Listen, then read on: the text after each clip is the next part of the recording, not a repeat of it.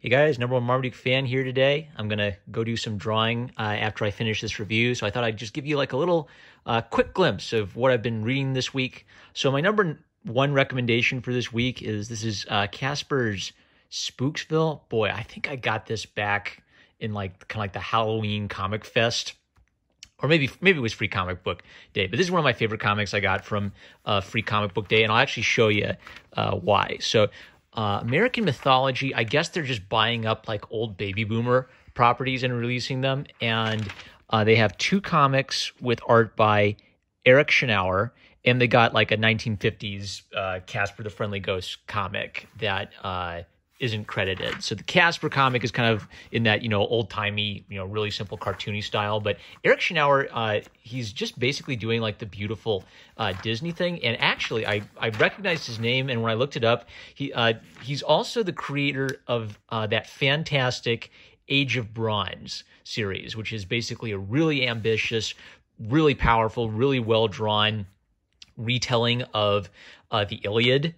But he kind of like, he de-emphasizes like the god, the Greek god aspect of it, and focuses more on the human character. So I was really impressed by the art, and then it was just kind of interesting to realize that a guy who can work in this really detailed, what would you call it, like epic war and ancient history style, can also do this really, clean, cute Disney style. So I guess it's just kind of like a nice little illustration of how like a master craftsman at work can vary up what he's doing. Story-wise, it's just, perfectly innocent little stories. Like Casper's nice and he doesn't like scaring people. The other ghosts, they get a kick out of scaring old fogies.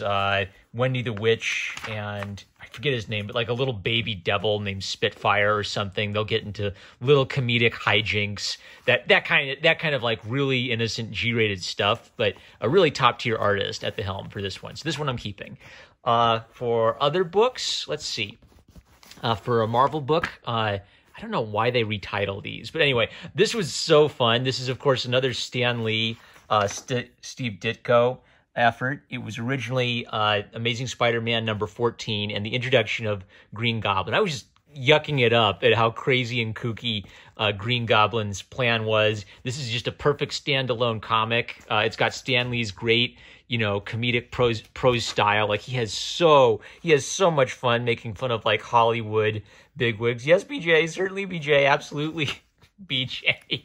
And like a kooky plan where their plan is to make a movie with Spider-Man, but they'll kill Spider-Man while they're making the movie and the Hulk shows up. But then what I love about the Steve Ditko Stan Lee Spider-Man comics is they're basically Shonen Jump battle manga, but they're super 70s rific and American and rad. So absolutely, unironically, do not miss out on the Steve Ditko Stan Lee Spider-Man run. They are all, you cannot revisit them without cracking a smile at just how fun and how surprisingly deep they are too. This one I am going to donate because I already own like a really good copy of that entire run. Annihilation Mantis is a reprint of Avengers 112. I don't know what the logic of this is. I'm guessing this is supposed to be Mantis's first appearance, but it's basically like a little cameo where they say, next time you'll find out who this mysterious stranger is. This one's interesting because it's kind of Black Panther centric, where the Norse gods, are represented by Thor. They know the Olympian gods exist, but what about the African gods? So one of the African gods shows up, and he's a dick, and he wants to fight with the Avengers. There's a nice little subplot about like the Black Panthers getting mad at Black Panther and protesting the Avengers and kicking down their door, and Captain America and Iron Man use force to stop them from violently breaking a bunch of stuff to make their point. I don't know. That's relevant. Gee, that's so topical. Anyway, fun, I guess 70s era Marvel book. 1963. Wow, even earlier. All right, 1960s. Marvel was really kicking butt. Two great Marvel books. Love them both. Carnage, Venom versus Carnage was a bit more of a mixed bag for me. The art, let's get the artist. The artist is Clayton Crane, and I think he has really great dynamic posing. he's using like a painter style where I'm guessing like he sketches and paints like maybe all in one layer basically, or all in one process basically. Like one artist does the complete package. And I feel like the painterly style, it's good painting, but I just always struggle a bit with painterly styles in comics because I feel like to get the painterly look, you have to kill the dynamic line art, which is, I don't know, I feel like the line is it's possible to do painting and make it work for comics. For me personally, I haven't seen many artists who are good painters make it work, because what ends up happening is a lot of it gets like really soft and a little muddy and hard to read. And they're really good figure drawings. So my personal quibbles with the coloring, but A+ on the posing. The story, I guess it's kind of like Carnage is going to have a baby, but he wants to kill the baby. It's a pretty long build-up, but it's a fun little story, and I really like the dynamism of it.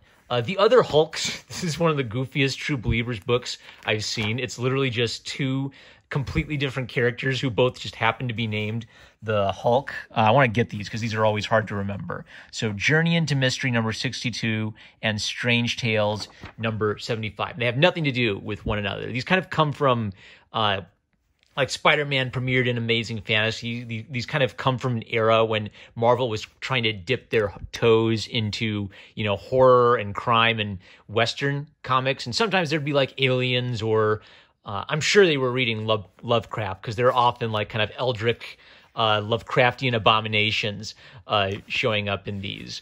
What to say about them? I don't know. Like, they're just two fun little sci-fi stories. The first Hulk is drawn by Jack Kirby, and I guess Ayers must be the inker. I feel like it almost definitely this was supposed to be robotic, and this was supposed to be fur, and the colorist missed this or just didn't care, and they just made him bright orange in every panel. Good example of like really bright, simple colors to visually separate everything. I love all the kooky alien designs. And then there's kind of like a neat twisteroo at the end where the poor little human has to figure out how to save Earth from the monster. And like I was saying before, it's almost kind of like I have no mouth, but I must scream. That kind of like a creepy vibe going on. I Made the Hulk Live was kind of a nice surprise, because it's almost like I was expecting this robot to smash a bunch of things because it's a dumb kids comic, and then it had like a really poignant, really tragic twisteroo at the end, and I have no idea who the artist is. I don't think they credit him. He does like really good facial construction, like really neat details on like the shoulders and the gnarly hands, and some really good like work with dramatic shadows and expressions. So whoever this was some kind of top tier artist, but I couldn't find a credit anywhere. So if you happen to be an expert on Strange Tales number 75 and you're like a super duper comic book nerd historian, let me know, because I was really impressed by whoever this mystery artist is. All right, that's the whole pile. I'm keeping Casper's Spooksville 100%. Check out Age of Bronze by Eric Schnauer. You will be incredibly impressed by it's one of those things where it's like, wow, what a ambitious project by a professional who really loves what he's doing. Even when he does like a little Casper the Friendly Ghost comic, he puts all his heart and soul into making a beautiful comic. That's fantastic. And some donation books. I'm number one Marmaduke fan. I love you guys. We don't need no stinking 10-minute videos. Catch you later.